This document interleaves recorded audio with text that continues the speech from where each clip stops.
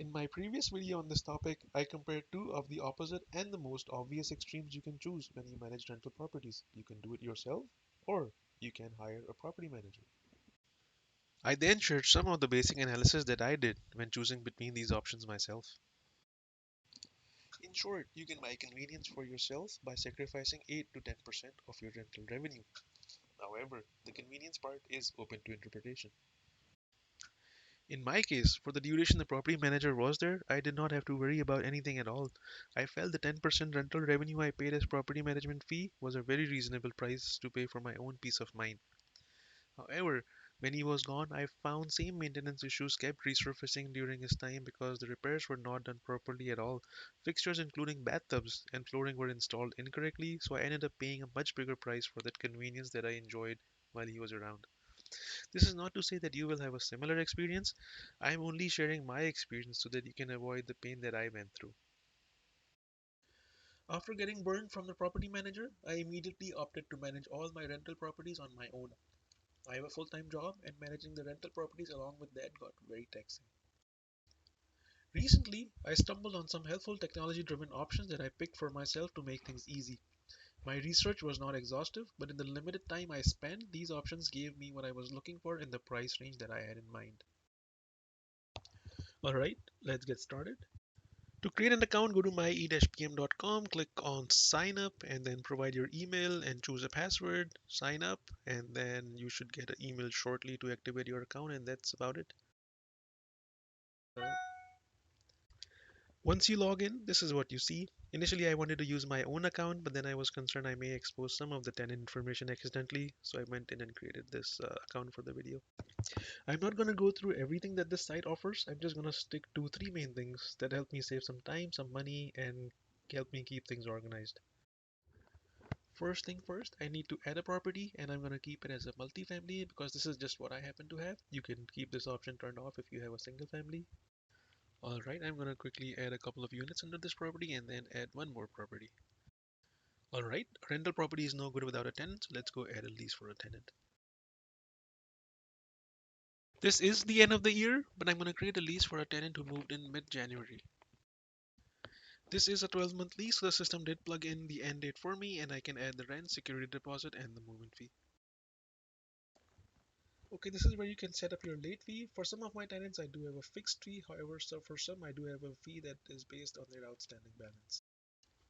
I prefer to use late fee based on outstanding balance because that encourages the tenants to send the maximum they possibly can before the due date. This helps the tenants minimize the late fee they owe. On the other hand, this helps me catch problems sooner. We all know how it feels when we knock on the tenant's door on 15th to ask for rent and find out they already left. Getting some payment by the 5th gives me some level of confidence that the remaining payment will be coming in soon. This is the tenant information section. Everything is pretty basic. In this next section, we can enter the vehicle information, which in my case, I am going to have the tenant log into her account and then provide this herself. The landlord information is missing from the lease. That is my bad. I can circle back and add that, and that should automatically update the lease. Now that the unit and the lease and the property is finally created, I can show you the first thing I wanted to show, which is tracking tenant payments and outstanding balance. Actually, let's first enter the landlord information, the phone number, the address, and some settings so that the invoices and the lease show that information. This is probably the first thing that I should have done. The reason this is orange is because the lease is coming to an end in less than 2 months, and the reason it's red is because there is a outstanding balance for this tenant. The landlord information is on the top. We can go in settings and change it. Then we have the tenant information, and then we have the list of transactions. The first transaction is the prorated rent, which covers the rent from 15th all the way till 31st. Then we have the movement fee, security deposit, rent, and the late fee that we set up in the lease. Once you understand, this is pretty easy to follow. On the right, the first column is the amount, the second column is the balance. Rent, security deposit, late fee, any other kind of fee is going to take the balance higher. Any kind of payment or credit is going to take the balance lower. You can limit it to however many transactions you like. In my case, I limit it to 10 because some of my tenants have been there for a good 10 or even 15 years. So I limit it to the last 10 just so that this invoice doesn't turn into a telephone directory. After the lease is signed, I do an initial tour of the apartment and have the tenant fill a move-in condition checklist where he notes anything that is broken. I have a similar checklist for move-out that I fill in along with the tenant on move-out to gauge what is broken beyond regular wear and tear. This is a good habit to keep things transparent and avoid any surprises. I also explain to the tenant how to read this invoice. For rental payments, I use Zelly. It's free, easy to set up assuming you have an account at a bank that offers Zelly, and it's convenient for the tenants. Zelly payments can be made as long as the sender has your phone or email, and that is why we have this line here on the invoice. If you use PayPal or something else, you can add those instructions here as well. The reason I see a large outstanding balance here is because I created the lease in a backdate and the system posted all the rents from mid-Jan all the way till December. Once I post the payments, these late fees are going to go away. In this case, the late fee applies on the 6th, and it basically evaluates the outstanding balance at the end of the day on the 5th. And any amount which is in excess of 500, it charges 5% on that, in addition to a $30 fixed portion of the fee. With Zelly, there is a $2,000 maximum daily limit, so if you plan to use Zelly, keep that in mind and plan ahead. Before I hand over the keys, I at least want the security deposit, move-in fee, and the prorated rent to be paid in full.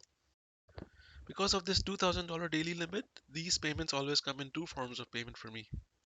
I'm going to post these payments and then I'm going to show you how they reflect on the invoice. I made a typo posting the second payment, so instead of 1,000, I added a 10,000. So I have to go now and void it. Voided payments do show up in the rent ledger, but the tenant does not see those in the invoice, so they are there for audit reasons.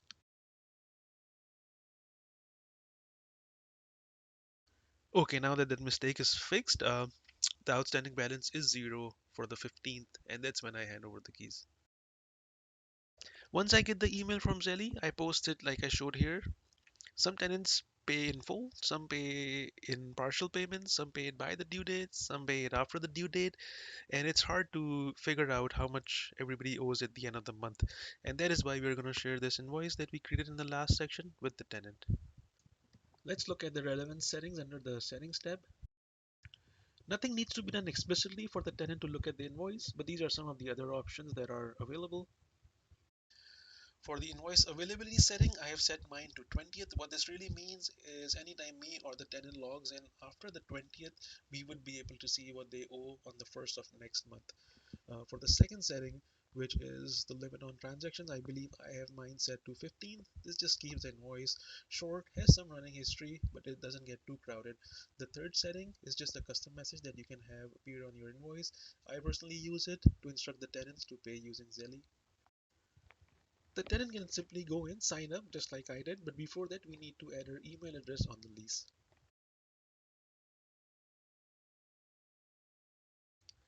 It is the same process for the tenant to register. She just needs to use the same email address that I have on her lease, and then she just needs to pick the option that she's a tenant.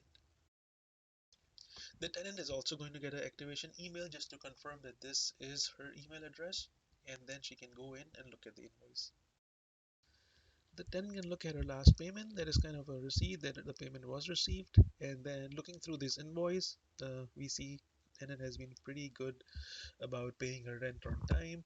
And then towards the very end, we see there is a she's getting a little bit behind. Um, but that's pretty much the idea that I don't have to worry about figuring out what she owes at the end of the month. It is past the 5th, so the last late fee has already been applied, and that is why um, even if she pays after the 5th, doesn't really matter because the late fee is already baked in into the total due amount. This wraps up the first topic, tracking tenant payment and outstanding balance. I hope this helped. Always be fair to your tenants, and whenever you find something that adds convenience to your rental activities, always share it with your fellow landlords and property managers. Thanks for watching.